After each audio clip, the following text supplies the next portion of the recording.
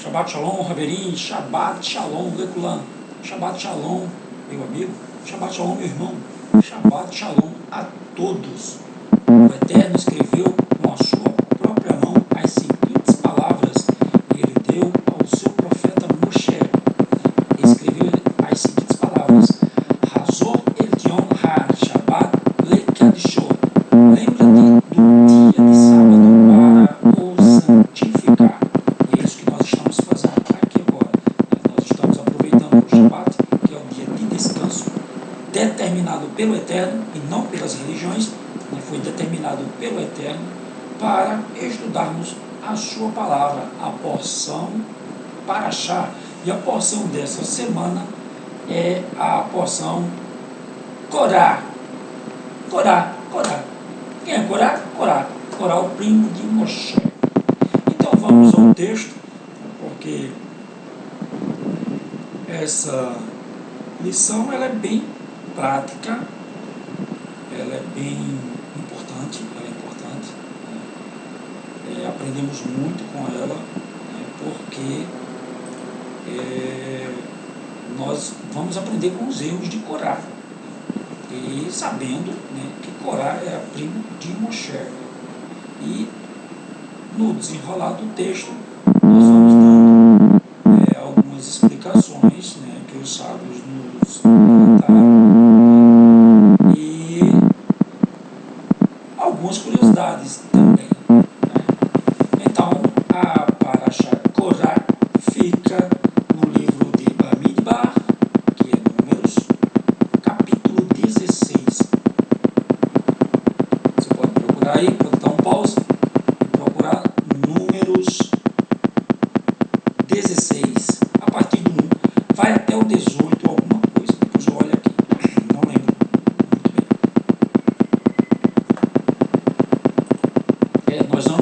Hoje nós estamos aí num período pagão terrível, talvez escute alguns fogos durante a gravação aqui. A cidade que eu moro é uma cidade extremamente pagã, onde o ídolo Yesu, que é o Jesus Cristo, ele é muito venerado, como no Brasil inteiro, mas como é que eu posso dizer? É bem claro que lá para o lado do sul não existe tanto paganismo dessas festas tradicionais introduzidas pelo catolicismo, onde pessoas que já morreram são reverenciadas de uma forma bem pagã, onde os adeptos oferecem sacrifícios, oferendas, fazem votos e eles, o que eles fazem?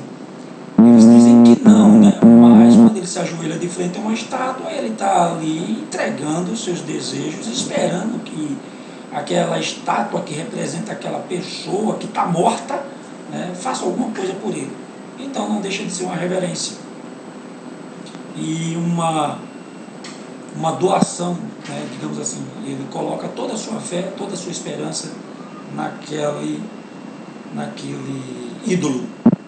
Então, Números 16, começando no 1, diz o seguinte: E Corá, ou Coré, filho de Izar, filho de Querate, filho de Levi, tomou consigo a Datã e a Abirão, filhos de Eliabe, e a On, filho de Pelete, filho de Reuven. E levantaram-se perante Moshe com 250 homens dos filhos de Israel, príncipe da congregação chamada Assembleia, homens de posição. E se congregaram contra Moshe e contra Arão, e lhes disseram: Basta-vos, pois que toda a congregação é santa, todos são santos, e Adonai está no meio deles, porque, pois, por vós elevais sobre a congregação de Adonai. Ou seja, eles estavam reivindicando também a participação nas oferendas no Mishkan. O que eles estavam dizendo? Por que só tu? né? O Eterno disse lá atrás que toda a congregação é santa. Então ele pode falar através de nós, né? Nós podemos oferecer sacrifícios, né? Ou seja, fazer os corbanotes. Quando Moshe ouviu isso, caiu sobre seu rosto. O que a gente vai ver aqui é uma demonstração de humildade, né, de Moshe, como a gente não vê em nenhum outro homem, né, a não ser no Mashiach, né? Yeshua HaMashiach. E olhe que Yeshua HaMashiach, né, ele usava muito de ironia. Quando ele via essas pessoas assim, ele ironizava. Ele não apelava, não. Tanto que ele disse assim, ó, se você chegar em algum lugar e não aceitarem, né, as boas novas, bata poeira, ó, deixa para lá, é com eles e a sorte, que não vão ter sorte nenhuma, né? Mas veja Moshe aqui, quando Moshe ouviu isso, caiu sobre o seu rosto e falou a Coré e a toda a sua congregação, dizendo, amanhã, pela manhã, Adonai fará saber quem é o seu e quem é o santo, que ele fará chegar a si, e aquele a quem escolher fará chegar a si. Fazei isto, tomai vós incensários, Coré e todo o seu grupo, e pondo fogo neles, amanhã sobre eles deitai incenso perante Adonai, e será que o homem a quem Adonai escolher, este será o santo. Basta-vos, filhos de Levi, porque Corá, né, ele era também descendente de Levi. Disse mais Moshe a Corá, ouvi agora, filhos de Levi, porventura pouco para vós é o que Elohim e Israel vos tenha separado da congregação de Israel, para vos fazer chegar a si e administrar o ministério do tabernáculo do Mishkan, né, do Adonai, e estar perante a congregação para ministrar-lhes.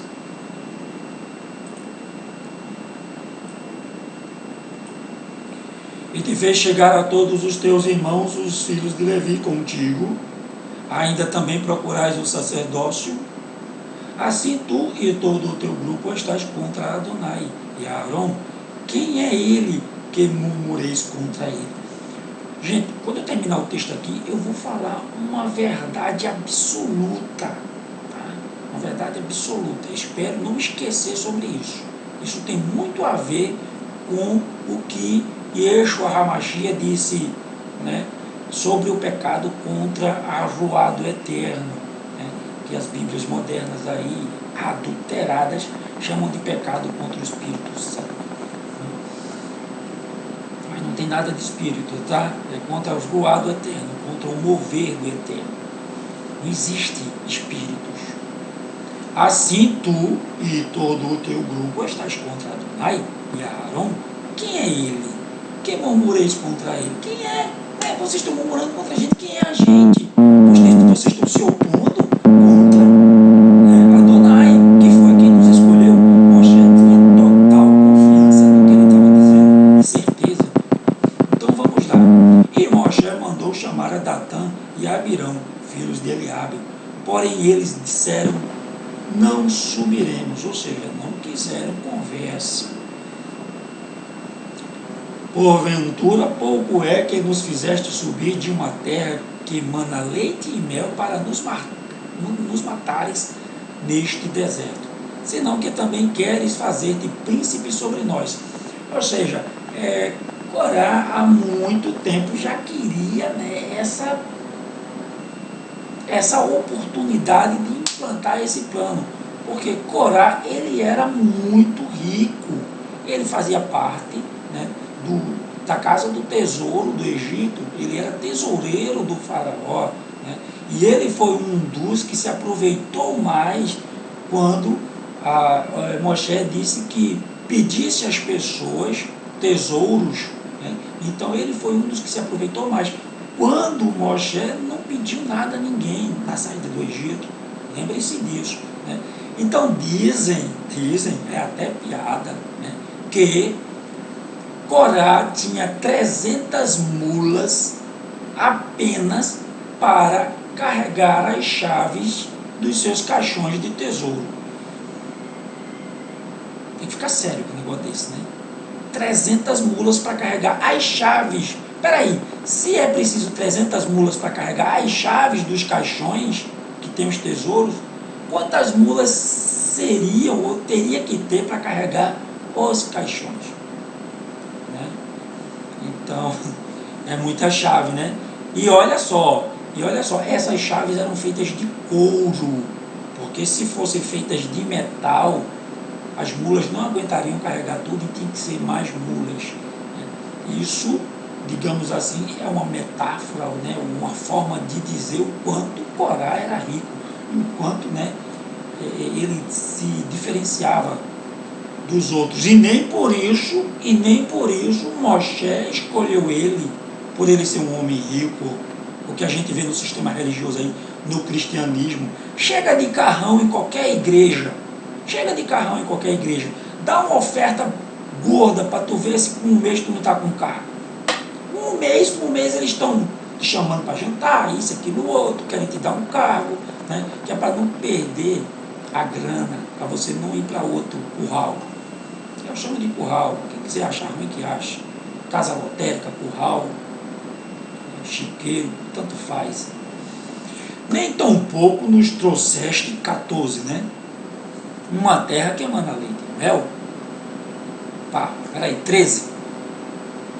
Porventura, pouco é que nos fizeste subir a uma terra que emana leite e mel, para nos matar isso aqui no deserto. Ele está reclamando, cadê a terra que emana leite e mel? Né? Cadê? Então vai matar a gente aqui no deserto. Senão, que também queres fazer-te príncipe sobre nós. Olha só. Eles estavam alegando, né, que Moshe tinha escolhido essa posição por conta própria. Né? Nem tão pouco nos trouxeste a uma terra que emana leite e mel, nem nos deste campo e vinhas em herança, porventura arrancarás os olhos a estes homens? Não subiremos. Ou seja, eles estavam dizendo que Moshe mentiu todo o tempo. Depois de todos os milagres, né? Mas assim, não reclame não. Não julgue eles não. Não enquadre eles não, que a gente é igualzinho. E olha que a gente duvida, né? Tem medo de tomar uma decisão. E olha que a gente nem viu o maná descer, nem viu o mar se abrir, nem viu as pragas caírem no Egito, nem viu água fluir da rocha, né? E a gente duvida. Então não questione eles não, tá? Fique no seu cantinho e baixe a cabeça e vamos ler o texto. Então Moshe irou-se, primeira vez, muito, e disse a Adonai: não atentes para a sua oferta, nem um só jumento tomei deles, nem a nenhum deles fiz mal. Isso é autoridade, não? Isso é autoridade. Ou seja, levantaram o falso, isso é Lashon Hará, de Datã e Abirão. Porque Datã e Abirão foram os mesmos caras, né, que lá no Egito denunciaram Moshe, dizendo que Moshe tinha matado um egípcio. Foram eles mesmos. Né? E desde lá que eles, né, vêm assim, mordendo o calcanhar, né, de Moshe. Mas agora a cabeça vai ser esmagada. Né? Então, o que é que Moshe não diz para eles, não. Diz para Adonai. Moshe não diz para eles, diz para Adonai: ó, se tu for justo mesmo, tu não vai atentar para as ofertas deles. Porque eu nunca tomei deles nem um só jumento, nem eu nem Aharon. Ou seja, Moshe era pobre. Moshe teve chance de enricar. 3 vezes Moshe teve chance de enricar. E não quis, de ficar milionário, bilionário, de ser rei. Né? Quando foi príncipe do Egito, deixou de ser príncipe do Egito. Quando teve que arrecadar, né, os mantimentos para sair do Egito, e o Eterno disse: ó, peça aos egípcios que eles vão dar. Né? Eles vão dar ouro, vão dar vestido, vão dar prata. Moshe não pediu nada. e no recolhimento para a fabricação do Mishkan. Quando o mantimento já dava, ou seja, os utensílios já dava para fabricar o Mishkan, ele disse, para. Ele não podia dizer não, ele podia dizer assim, continua, vou encher meu bolso, como esses patifes dos púlpitos, esses estelionatários da fé, né, caçadores de almas do cristianismo fazem com as pessoas. A medida deles nunca dá, nunca acaba, aí me dá. É sanguessuga. A sanguessuga tem duas filhas, né? A saber, dá e dá. Está lá em Provérbios 30, 31, por lá. Procura, vai ler, vai estudar, vai examinar. Eu costumo dizer que examinar as escrituras não é só ler, não. É pegar o texto e dizer, peraí, esse texto aqui aconteceu em que época?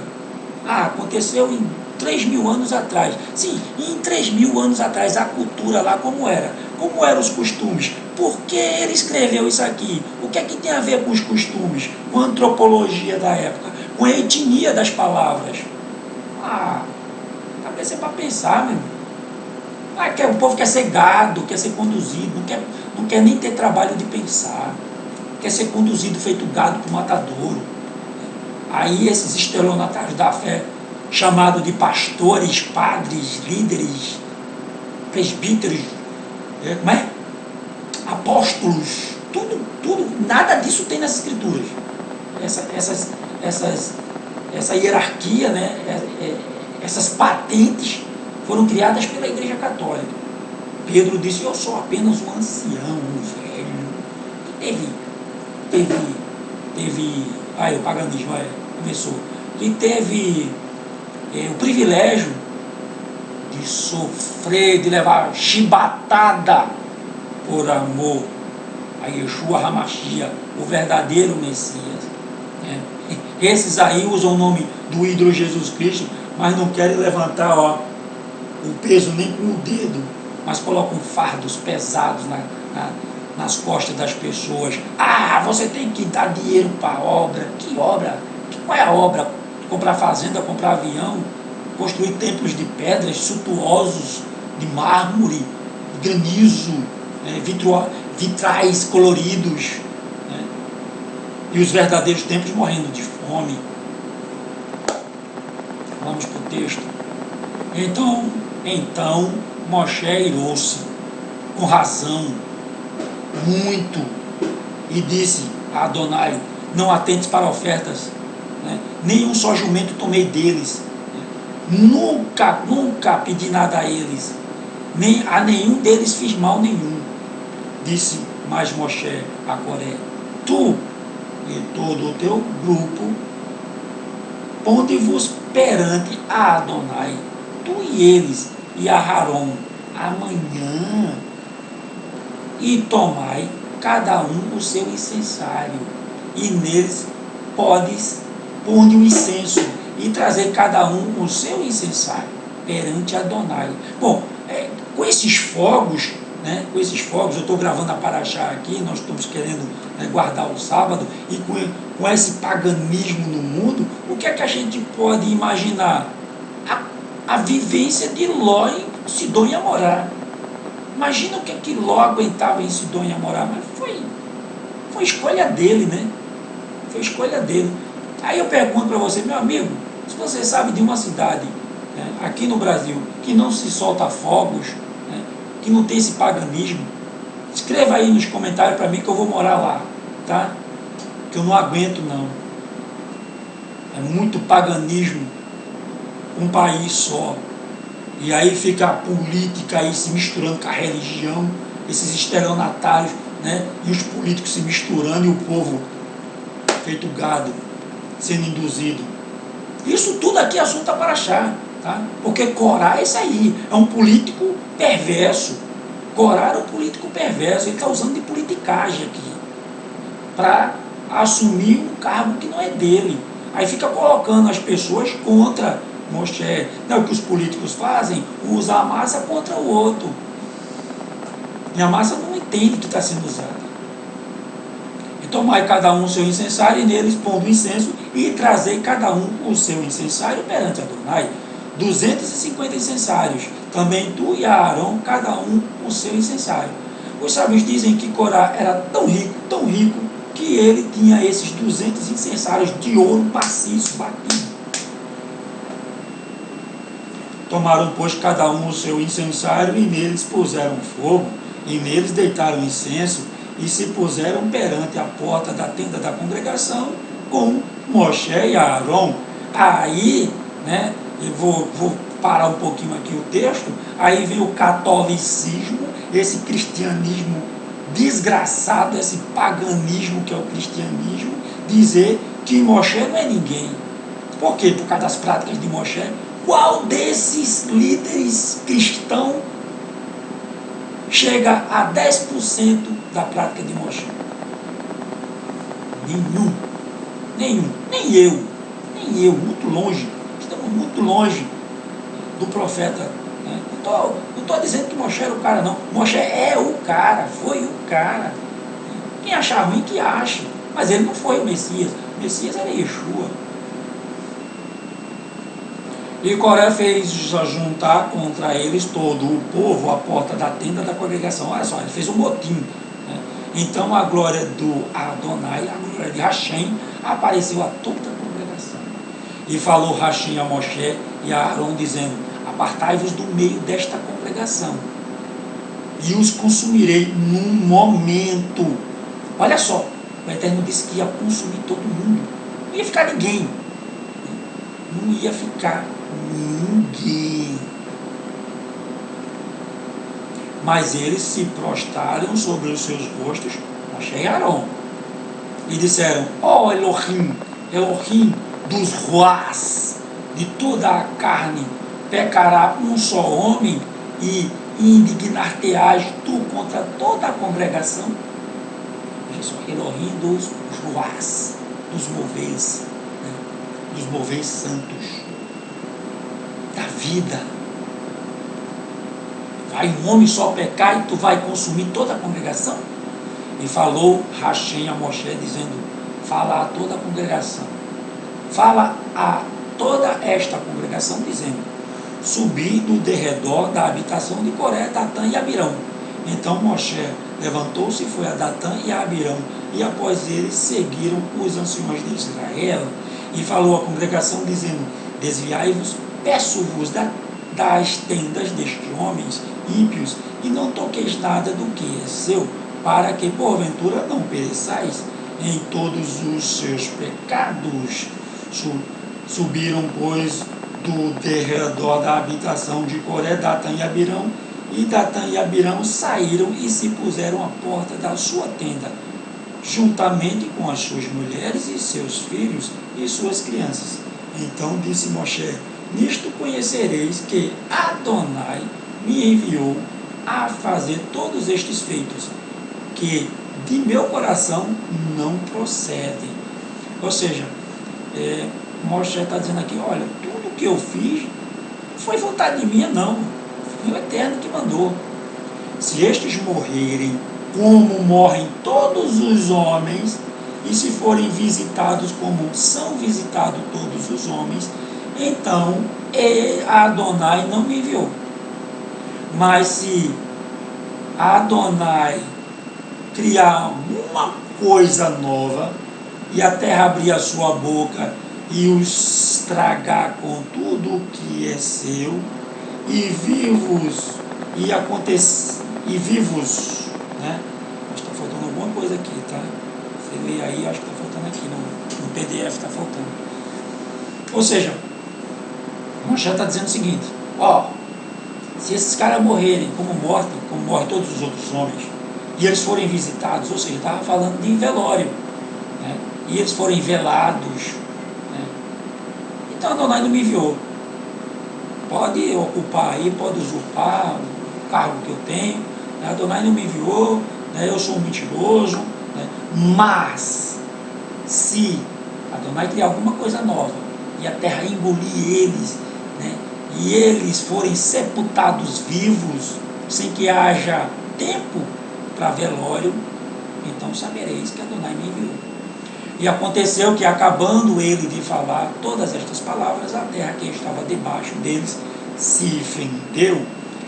Os sábios dizem o seguinte, que a terra, o sol, a terra, o sol e a lua, né? O sol e a lua, isso é Midrash, tá, gente? Isso é Midrash. Estavam preocupados, né? Porque essa atitude de Corá não foi contra Moshe, nem foi contra Aaron, não, foi contra o Eterno. Ou seja, Corá induziu ao povo que tudo que Moisés falava era mentira, partia dele. Ou seja, se tudo que Moisés falava partia dele, então a Torá era uma mentira. A Torá, que foi feita antes de tudo que existe, era uma mentira. Estava colocando em xeque a palavra do Eterno. Ou seja, por isso que Moshe disse, ó, quem sou eu, quem sou Aaron? Tu não está se levantando contra a gente, não.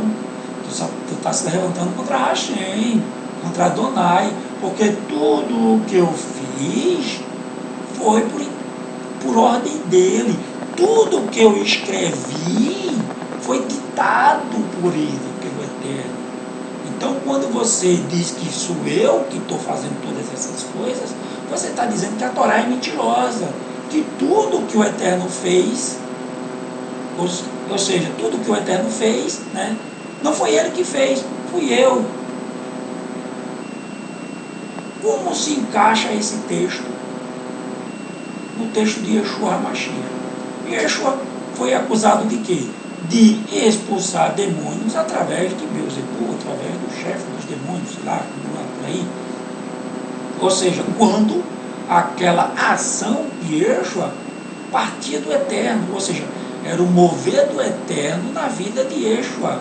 E tudo que Yeshua fazia era a vontade do Eterno. E quando eles disseram que as práticas de Yeshua eram de demônios, eles disseram que as práticas do Adonai, de Hashem, do Eterno, né, era de demônios. Ou seja, eles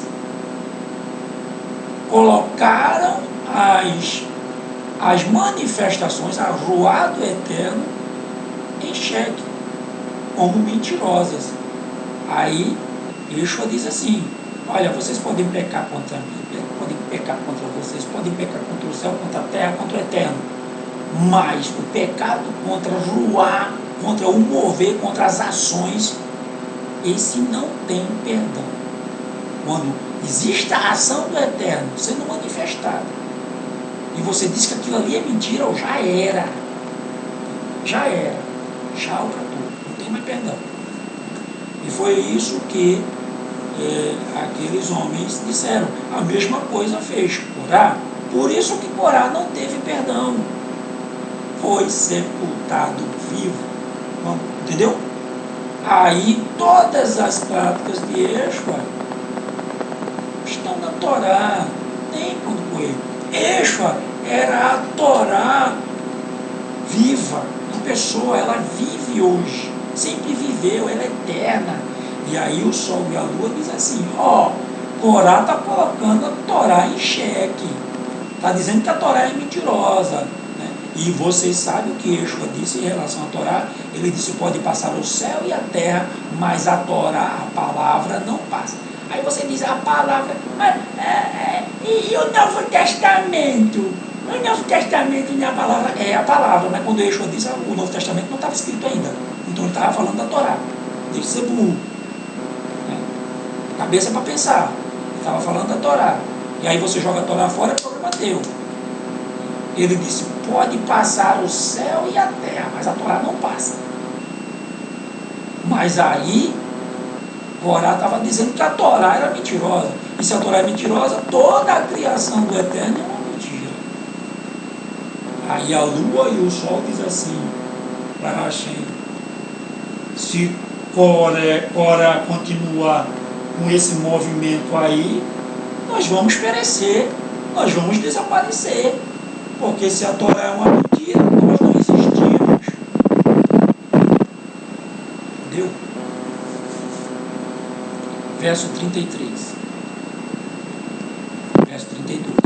E a terra se abriu, a terra abriu a sua boca e os tragou com as suas casas, como também a todos os homens que pertenciam a Corá e a todos os seus bens. Ou seja, nenhum alfinete de Corá né, ficou de fora. Tudo foi engolido pela terra. Né? O cara foi julgado de uma forma tão, né, tão justa, tão forte, né, que os bens deles não serviu, né, porque as bandejas de incenso, né, poderiam servir para o bicho-cão, mas nem isso o Eterno quis dele. Todo o tesouro dele a terra engoliu. Ou seja, lá na Arábia tem um tesouro, né? Virou, né? Quem sabe onde está. Então, tudo foi engolido, menos os filhos de Corá. Os filhos dele não, porque os filhos dele não participaram desse motim. Tanto que nós vamos ler depois, né? Os filhos deles foram os maiores escritores de salmos, né, que nós temos. Depois eu vou ler. Vamos continuar. Ele e tudo o que era seu desceram vivos ao abismo, e a terra os cobriu e pereceram do meio da congregação. E todo Israel que estava ao redor deles fugiu ao clamor deles, porque diziam: para que não nos trague a terra também a nós? Ou seja, Israel todo fugiu, ninguém ficou, ficaram com medo, apavorados. Então saiu fogo de Adonai e consumiu os 250 homens que ofereciam incensário. Ou seja, esses homens eles pegaram fogo antes. Corá deve ter pego fogo antes também, e a terra os engoliu, eles pegando fogo. E falou Adonai a Moshe dizendo: dize a Eleazar, filho de Aaron, o Corém, que tome os incensários do meio do incêndio e espalhe o fogo longe, porque santos são. Bem, gente, eu falei aqui, né, sobre os tesouros, tá? Eu quero pedir perdão porque os incensários eles foram separados, né? Esses incensários eles serviram para fazer a base, né, uma base lá, uma cobertura para o altar que fica do lado de fora. É isso que a gente vai ler aqui, tá? Eu peço perdão porque ali eu acabei esquecendo esse detalhe, tá? Todo o tesouro de Corá foi engolido, mas os incensários foi, né, criado uma base para o altar, e toda vez que olhavam para o altar lembravam, né, da desgraça de Corá. Serviu para isso. Quanto aos incensários daqueles que pecaram, contra as suas nefesh deles se façam folhas estendidas para a cobertura do altar, porquanto os trouxeram perante o Adonai, pelo que santos são e serão por sinal aos filhos de Israel. Certo? Ou seja, eles fizeram telhas, né? Fizeram telhas, derreteram, fizeram telhas e fizeram cobertura para o altar. E isso foi como sinal para os filhos de Israel. E Eleazar, o Corém, tomou os incensários de metal que trouxeram aqueles que foram queimados e os estenderam em folhas para a cobertura do altar, por memorial para os filhos de Israel, que nenhum estranho que não for da descendência de Arão se chegue para acender incenso perante Adonai, para que não seja como Corá, né, e a sua congregação, como Adonai lhes tinha dito por intermédio de Moshe. Isso a gente faz lembrar, né, dos filhos de Arão. Arão podia dizer para Corá: por que eu ganhei aqui esse cargo? Eu perdi, foi 2 filhos por conta disso. Né? Eu não desejei esse cargo, não. Por conta desse cargo eu perdi 2 filhos. Outras coisas mais, né? Perdi de estar com a minha esposa, tempo integral, por aí. Mas no dia seguinte, toda a congregação dos filhos de Israel murmurou contra Moshe e contra Arão, dizendo: vós matastes o povo do Adonai. Olha só. Olha só. E aconteceu que, ajuntando-se a congregação contra Moshe e Arão, e virando-se para a tenda da congregação, eis que a nuvem a cobriu e a glória de Adonai apareceu. Ou seja, eu acho que eles estavam querendo apedrejar Moshe, né? Vieram, pois, Moshe e Arão perante tenda da congregação. Então falou Adonai a Moshe, dizendo: levantai-vos do meio desta congregação, e eu a consumirei num momento. De novo. Então se prostraram sobre o seu rosto. De novo, lá vai Moshe e Aarão interceder pelos murmuradores. E disse Moshe a Aarão: toma o teu incensário e põe nele fogo do altar e deita incenso sobre ele, e vai depressa à congregação e faz expiação por eles, porque grande indignação saiu de diante de Rachem. Já começou a praga. Rachem soltou uma praga lá no meio da congregação.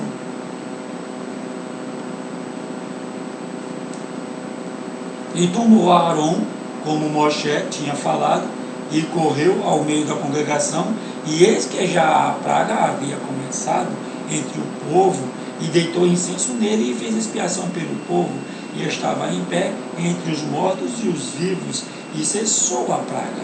E os que morreram daquela praga foram 14.700, fora os que morreram pela causa de Coré.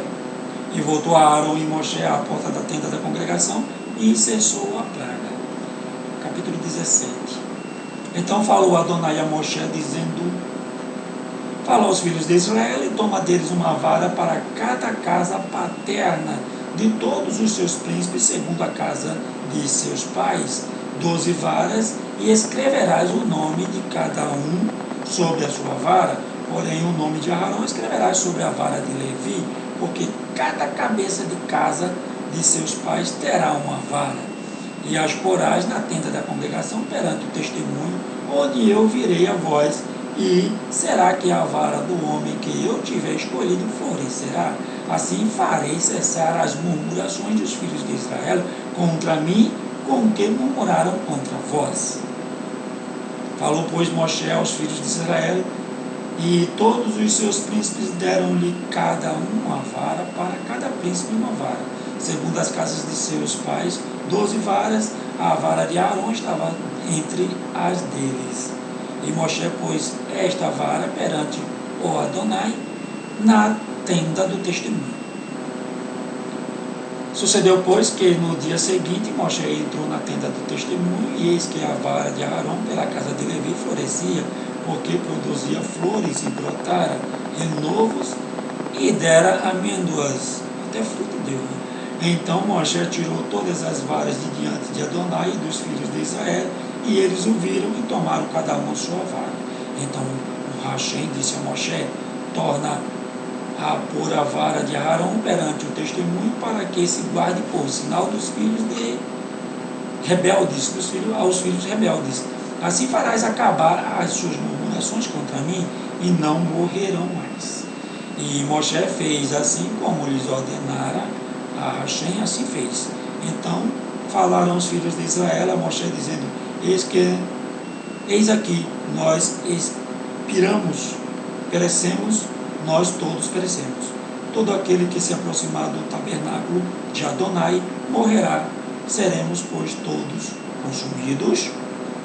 Então disse Adonai a Aarão, agora capítulo 18: tu e teus filhos e a casa de teu pai contigo levarei sobre vós a iniquidade do santuário, e tu e teus filhos contigo levarei sobre vós a iniquidade dos vossos sacerdócios. E também farás chegar contigo aos teus irmãos a tribo de Levi e a tribo de teu pai, para que se ajuntem a ti e te sirvam, mas tu e teus filhos contigo estareis perante a tenda do testemunho. E eles cumprirão as tuas ordens e terão o encargo de toda a tenda, mas não se chegarão aos utensílios do santuário, nem ao altar, para que não morram, tendo eles como vós. Tanto eles como vós. Mas se juntarão a ti e farão o serviço da tenda da congregação em todo o ministério da tenda, e o estranho não se chegará a vós. Vós, pois, fareis o serviço do santuário e o serviço do altar, para que não haja outra vez furor sobre os filhos de Israel. E eu, eis que tenho tomado vossos irmãos, os levitas do meio dos filhos de Israel, são dados a vós em dádivas por Adonai.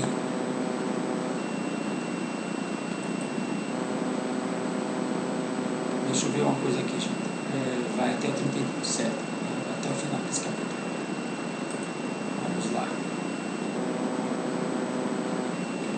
para que sirvam ao ministério da tenda da congregação. Mas tu e os teus filhos contigo cumprireis o vosso sacerdócio no tocante a tudo o que é do altar e a tudo o que está dentro do véu. Nisso servireis. Eu vos tenho dado o vosso sacerdócio em dádiva ministerial, e ao estranho que se chegar morrerá. Disse mais Adonai a Aaron: eis que eu te tenho dado a guarda das minhas ofertas alçadas, com todas as coisas santas dos filhos de Israel. Por causa da unção, as tenho dado a ti e a teus filhos por estatuto perpétuo. Isto terá das coisas santíssimas do fogo, todas as suas ofertas com todas as suas ofertas de alimentos e com todas as suas expiações pelo pecado e com todas as suas expiações pela culpa que me apresentarão, serão coisas santíssimas para ti e para teus filhos. E no lugar santíssimo as comerás, todo homem a comerá, santas serão para ti.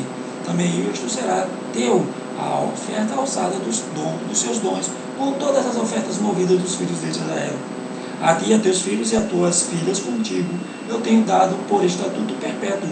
Tem todo o que estiver limpo na terra, na tua casa, delas comerá. Todo o melhor do azeite, todo o melhor do mosto e do grão, e as suas primícias que derem a Adonai, as tenho dado a ti. Isso é a macé, tá, gente? Os dízimos. Os primeiros frutos de todo o que houver na terra que trouxerem a Adonai serão teus. Todo o que estiver limpo na tua casa os comerá. Toda a coisa sagrada em Israel será tua. É bom prestar atenção no seguinte, que essas coisas eram para Adonai, era para Hashem, para o Eterno. Mas o Eterno dava aos levitas para mantimento. Correto?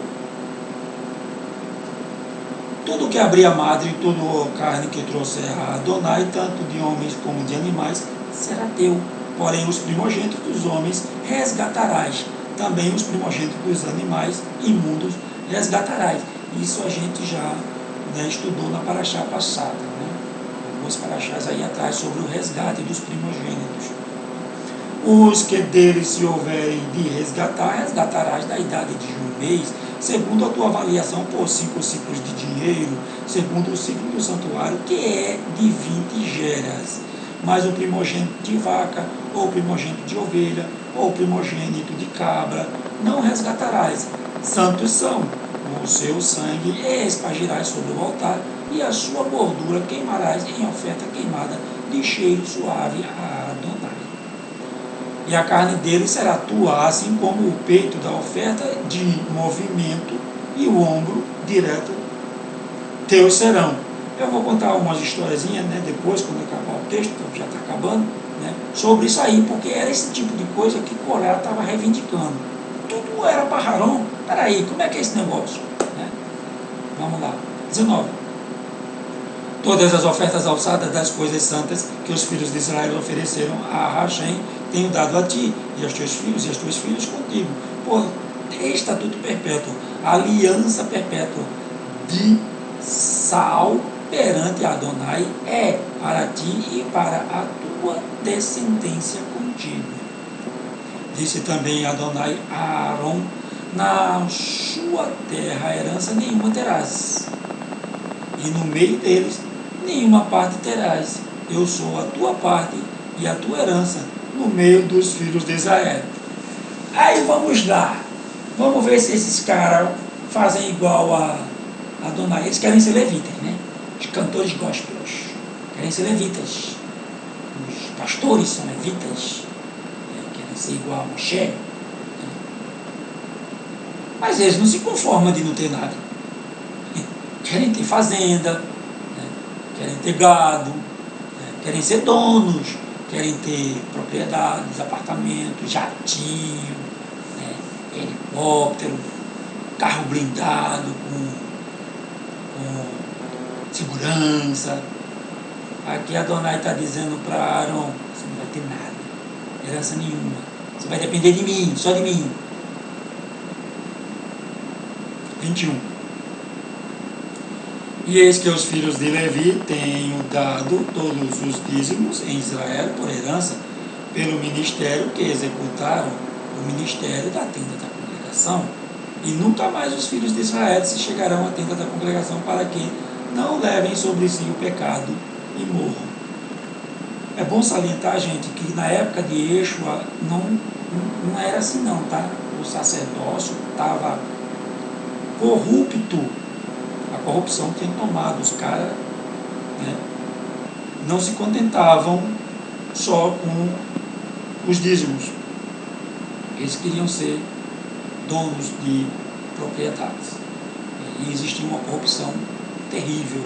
Por isso que Yeshua entra no templo. Ainda era a casa que levava o nome do Eterno, porque Yeshua não tinha morrido ainda. Não que o Eterno habitasse lá, mas a casa que levava o nome do Eterno. Não faça da casa que leva o nome do meu Pai, mas o texto está adulterado, né? Não faça da casa do meu Pai. O Eterno nunca disse que o bicho era a casa dele. Disse que aquele tabernáculo, aquele templo levaria o nome dele. E que se o povo não cumprisse os mandamentos, ele mesmo ia destruir. E destruiu por 2 vezes. Agora eles vão querer reerguer de novo, né?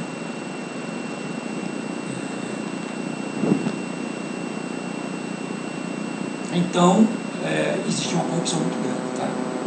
Tanto que, imagina-se que Paulo fazia parte dessa corrupção, fazia parte desse emaranhado de coisas erradas, tanto que ele diz para os Gálatas: não volte às práticas antigas. Ele está falando dos sacrifícios. O quê? O que era que eles alegam que Paulo fazia? Porque Paulo fazia parte lá, né, do Sanhedrin. E ele era um dos que examinava o gado. E o que é que eles faziam? Quando a pessoa chegava com o gado, por mais que o gado fosse perfeito, o sacerdote, né, colocava defeito no animal e mandava o animal para o atravessador, diga: ó, vá ali que aquele cara tem um gado melhor do que esse. E aí o cara dava um gado perfeito para o atravessador, e o atravessador dava um gado pior para ele e dizia que o sacerdote ia aceitar. Imagina.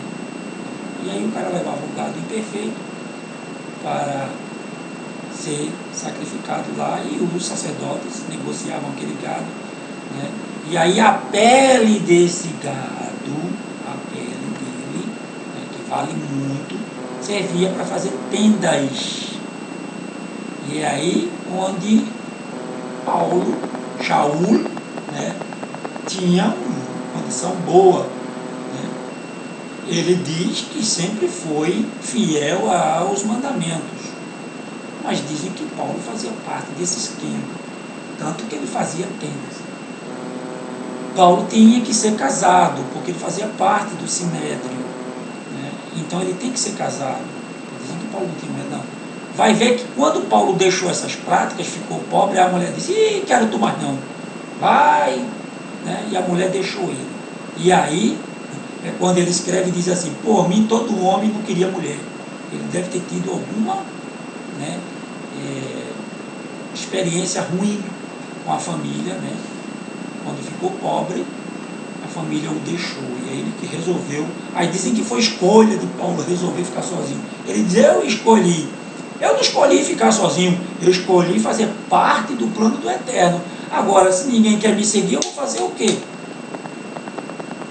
Se a minha família não quer me seguir, problema deles. É assim. E nunca mais os filhos de Israel se chegaram à tenda da congregação, para que não levem sobre si o pecado e morram. Mas os levitas executarão o ministério da tenda da congregação, e eles levarão sobre si a sua iniquidade pelas vossas gerações. Estatuto perpétuo será, e no meio dos filhos de Israel nenhuma herança terão.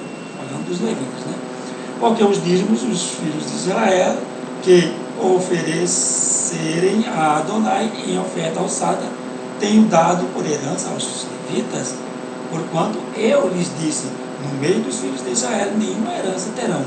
E falou Adonai a Moshe, dizendo: também falarás aos levitas e dir-lhe-ás, quando receberdes os dízimos dos filhos de Israel, que eu deles vos tenho dado por herança, por vossa herança, deles ofereceis uma oferta alçada a Adonai, os dízimos dos dízimos. Chegou num ponto legal. Então o pastor oferece o dízimo dos dízimos, ele recolhe os dízimos, né? Mas ele está mandando aqui, o Adonai está mandando o sacerdote dar o dízimo dos dízimos em oferta alçada. Ou seja, chegou 100 vacas como dízimo. Ele vai pegar 10 vacas daquela e vai queimar no altar. Entendeu? Vai queimar no altar. 10, que é o dízimo dos dízimos. Chegou 100. O dízimo deu, né, 100. Aí, daquelas 100, vira 10. Dízimo. Queima no altar. Em oferta a Adonai. Mas dízimo hoje é dinheiro, né? Não é alimento nem gado. É dinheiro. E olha que o dinheiro já existia, tá? A gente vai falar sobre isso. O dinheiro já existia naquela época. Mas o dízimo continuou sendo mantimento e animal. Mas hoje é em dinheiro. E o teu pastor, o teu padre, cobra o dízimo. Agora pergunta para ele se ele está oferecendo. É porque dízimo está no Velho Testamento. A guarda do sábado está no Velho Testamento. Então não interessa mais. Mas o dízimo também está no Velho Testamento. E por que interessa? Porque dá lucro. Guardar o sábado não dá lucro, dá prejuízo. O cara tem uma quitanda, o pastor diz: não, que guardar sábado, rapaz, sábado é o dia mais lucrativo. Eu quero o teu dízimo, eu quero que tu lucre. Quanto mais tu vender, mais dízimo é para mim. Então não precisa guardar sábado não. Se tu quiser trabalhar todo dia, tu trabalha. Isso foi guardar. Mas o dízimo está no Velho Testamento. Mas pode, o dízimo pode. O dízimo me interessa. Porque o dinheiro interessa. Mas agora eu te pergunto, teu pastor está dando o dízimo dos dízimos? Se o dízimo é em dinheiro, o que é que ele tinha que fazer? Entrou 10 mil reais no domingo à noite de ofertas e dízimos. Não, só de dízimo. Oferta não, só de dízimo. 10 mil reais. Começo de mês, 10 mil reais de dízimo. Ele tinha que pegar milzinho, R$1.000, R$1.000, botar no altar, que eles chamam lá de altar, né, que é santo onde ele prega, é o altar, e queimar. Queimar é oferta a Zeus, porque a Adonai não é. Adonai não precisa disso. Queimar é oferta a Zeus. Tu já viu algum pastor queimando dinheiro? Porque o dízimo é dinheiro, né? Queimou? Quantas vezes? Pergunta a ele: ó pastor, o senhor está dando o dízimo dos dízimos? É, porque aqui está dizendo, ó. Ah, ele vai botar um monte de conversa, né? Patife, ladrão, mau caráter, estelionatário. É o que são. 2 filhas, eles têm 2 filhas. São sanguessugas. Eles têm 2 filhas. E o nome delas é Dá e Dá. Me dá, me dá, me dá, me dá. Né? Nunca se farta. Vai ler Provérbio 31. 30 e 31.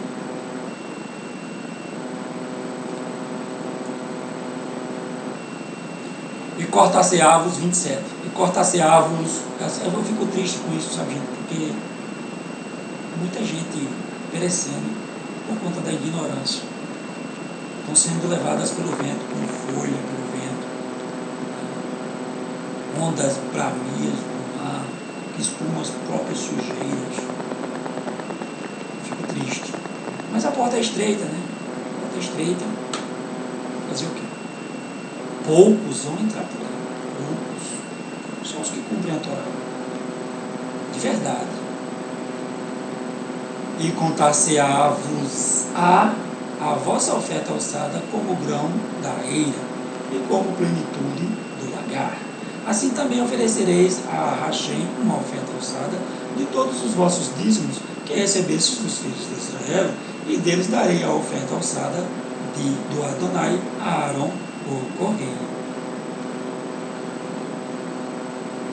De todas as vossas dádivas ofereceis toda a oferta alçada do Adonai, de todo o melhor deles, a sua santa parte, dir-lhe-ás, pois, quando ofereceres o melhor deles, como novidade da eira e como novidade do lagar, e se contará os levitas, e o comereis em todo o lugar, vós e as vossas famílias, porque vosso galardão é pelo vosso ministério, na tenda da congregação.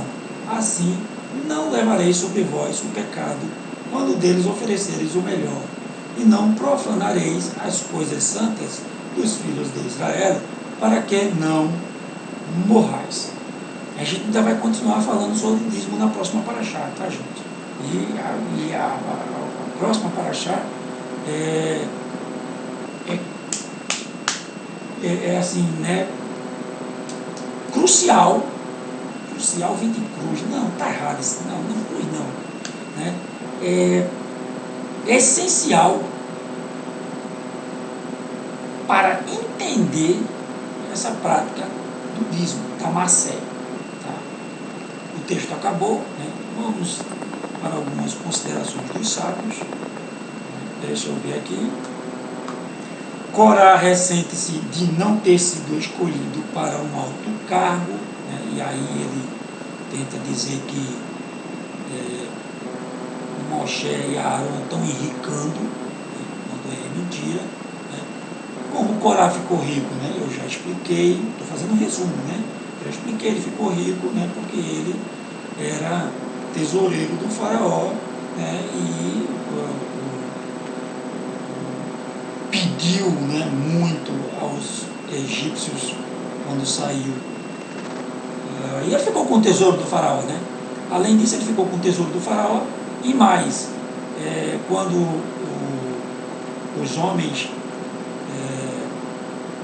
os despojos, né, quando o mar jogou os despojos dos soldados, ele foi lá e catou tudinho também.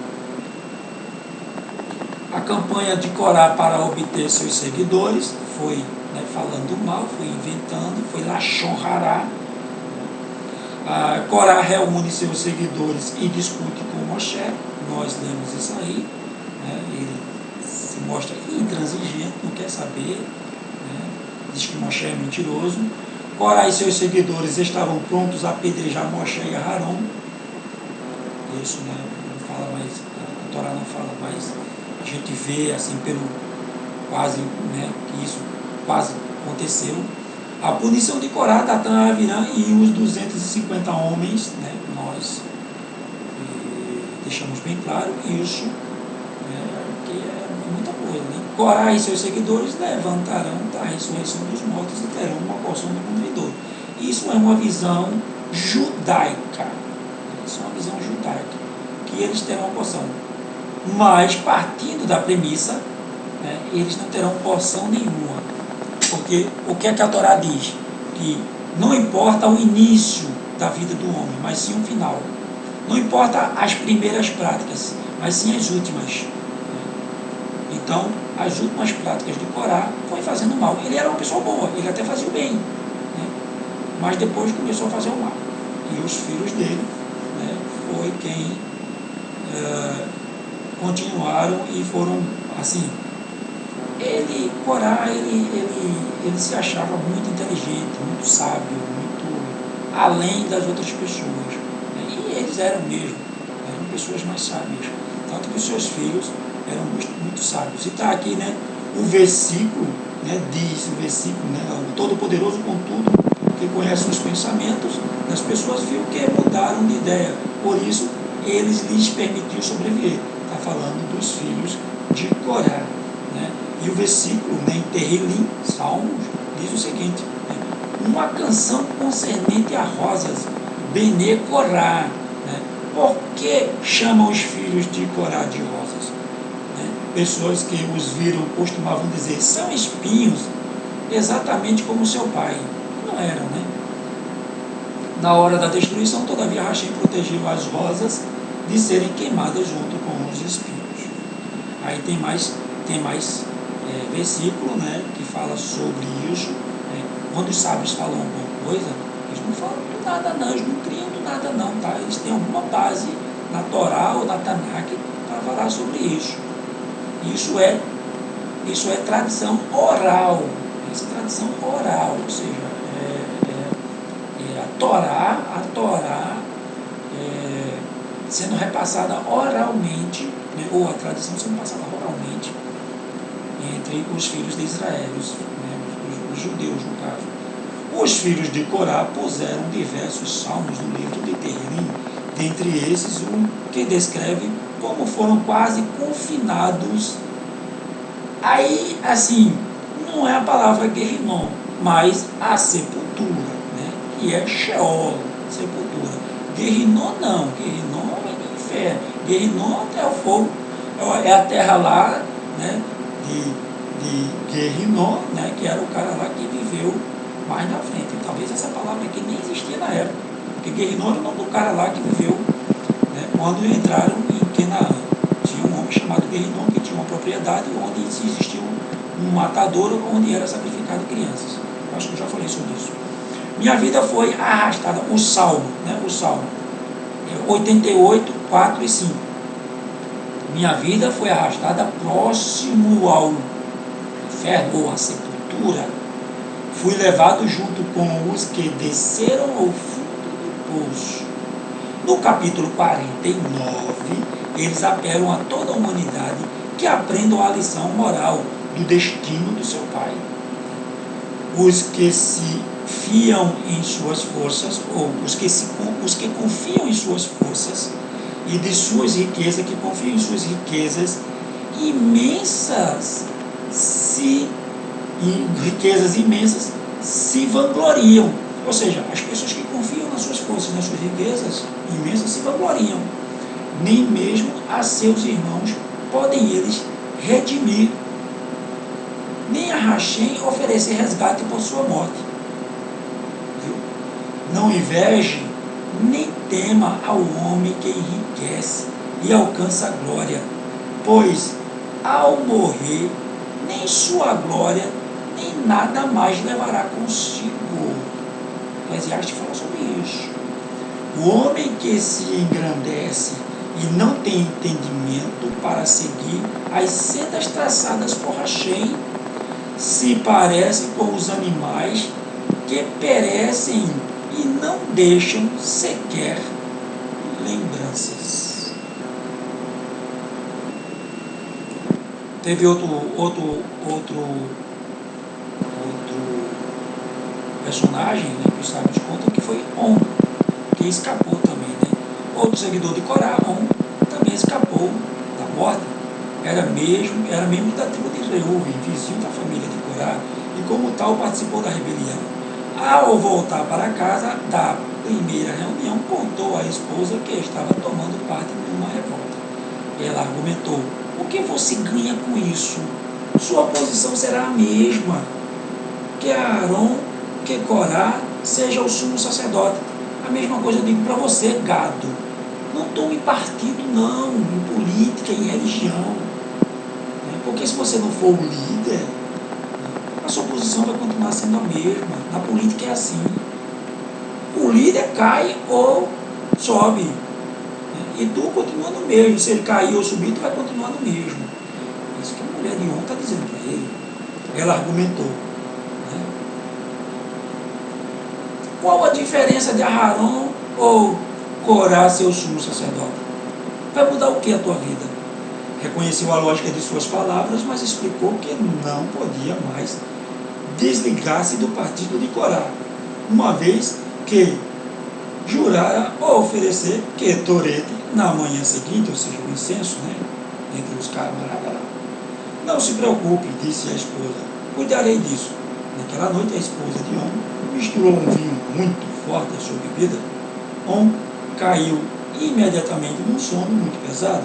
Enquanto isso, sua esposa sentou-se à entrada da tenda e fez algo que nenhuma esposa judia não, né? uma esposa israelita, né, ou seja, hebreia, faria, porque ele era da tribo de Reuven, então ele não era judeu, descobriu os seus cabelos, ela tirou o véu dos cabelos, descobriu os cabelos. Logo chegaram os mensageiros de Corá para chamar On para a reunião, porém viram a esposa de On com os cabelos descobertos, deram meia volta e foram embora. Ou seja, essa mulher está assim, esse cara está impuro, né, não vai poder oferecer incenso. Corá enviou outros mensageiros, eles também não se aproximaram da mulher de On. Os mensageiros vinham e voltavam.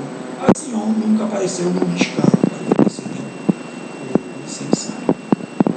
Corá falou bem ao descrever Bene Israel como uma congregação sagrada em nível, a qual está a Shekhinah, o nível de Tzniut, Cato, da Torá era aceito pela geração inteira. Era lógico e natural que nem mesmo os mensageiros de Corá se dirigissem a uma mulher cujos cabelos estivessem descobertos. Quando a morte golpeou os homens, né, o homem estava lá. E aí um vai e pede desculpa a Moshe, né? Aliás, ela manda pedir desculpa a Moshe, mas On diz, né, que está muito envergonhado, né? E a esposa de On então foi a Moshe, soluçando amargamente, e relatou o acontecimento do seu marido. Ao receber o relatório, Moshe encaminhou até a tenda de On, veja como humilde, né? E falou a ele de maneira encorajadora, dizendo: saia, que o Todo-Poderoso perdoe pelo resto de sua vida. On não parou de lamentar-se e fazer chuvar por uma vez ter ficado ao lado de Corá. Seu nome indica isso. On, ele estava em estado de luto. Oninut, bem Pelete, um filho homem que foi resgatado da destruição por milagre. Pelete refere-se a pele, milagre. A sábia mulher, agora é para vocês, mulheres. A sábia entre as mulheres constrói sua casa. Mishlei 9:1. Lá em 31 também fala, né, da mulher sábia. O versículo, Mishlei é provérbio, tá, gente? O versículo refere-se à esposa de On, cuja sabedoria resgatou seu lar da destruição. Mas a mulher perversa o destrói com suas próprias mãos. Refere-se à esposa de Corá, que arruinou seu marido e todo o seu lar. Ou seja, porque Corá, quem mais incitava Corá a se revoltar contra Moshe era a esposa dele, né? Eu deixei isso por último, tá? Quando se trata de assuntos práticos, o marido deve ouvir os conselhos da esposa. Agora, para vocês, maridos, a esposa também tem voz, tá? Então, não faça nada sem primeiro consultar a sua esposa. Não faça nada sem primeiro consultar o seu esposo. Vai dar tragédia se isso acontecer. No final, se não consultar, a coisa não vai ficar boa. A frigideira de Corá e seus seguidores foram transformadas em coberturas para o altar, nós explicamos, né? Bene Israel são punidos com uma praga por reclamarem da morte de 250 homens. Isso também nós já explicamos. Eu vou ler só aqui para a gente terminar, né? Uma atmosfera de choque e depressão pairava no ar na manhã após a morte de Corá e seus 250 homens. Bene Israel perderam muitos de seus grandes homens, dentre esses membros do Sanhedrin, Corte Suprema. Voltando-se a Moshe e Aaron, os hebreus acusaram: vocês causaram a morte de 250 homens, olha só, né?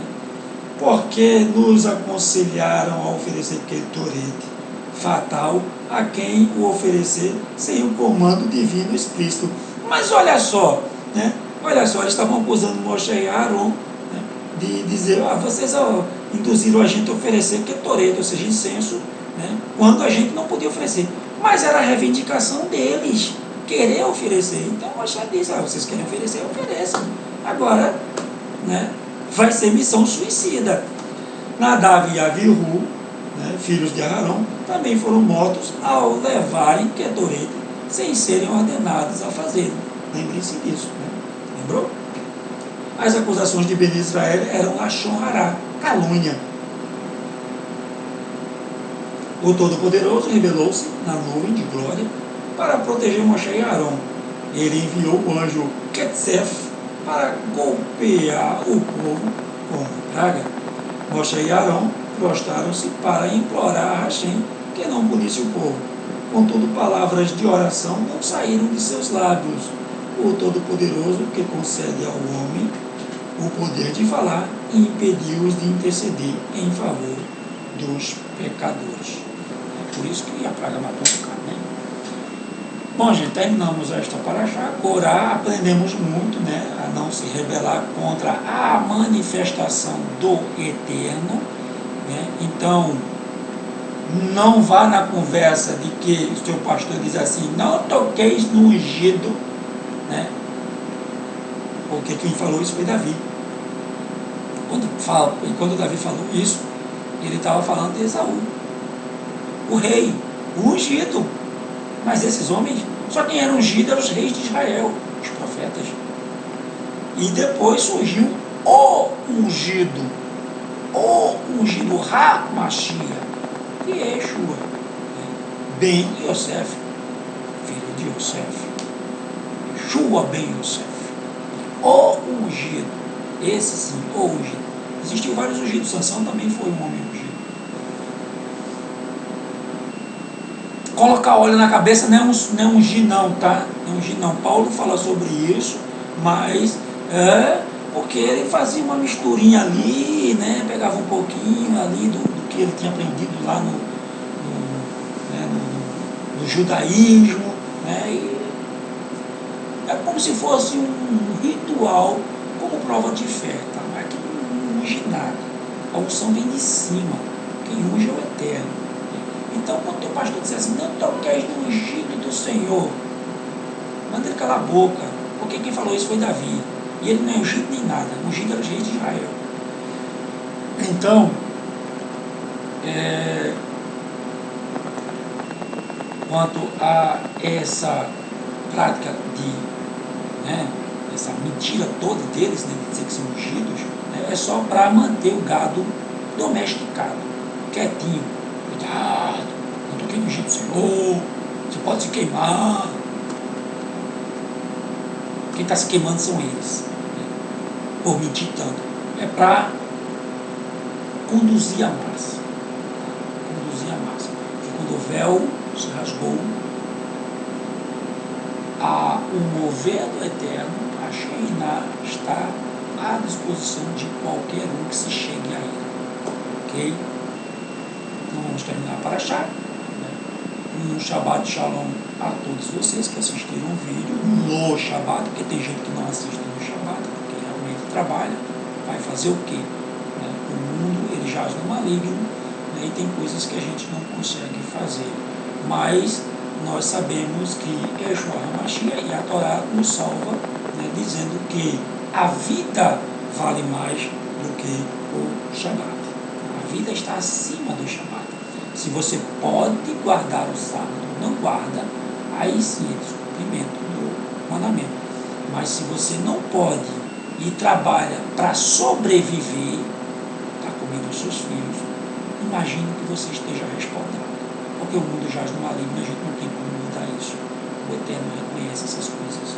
Agora, ele também vai consultar teu coração, saber se tu tem desejo de guardar ou não. Porque mesmo que você esteja trabalhando, você pode calar sua boquinha, não praticar lashon hará, né? Não falar mal dos outros, né? Não botar piadinha, né? Santificar aquele, mesmo no trabalho, santificar aquele dia, torna aquele dia diferente, no teu íntimo. O Eterno vai reconhecer isso, porque Ele é Pai. Vamos recitar a Birkat Kohanim e terminar essa paraxá.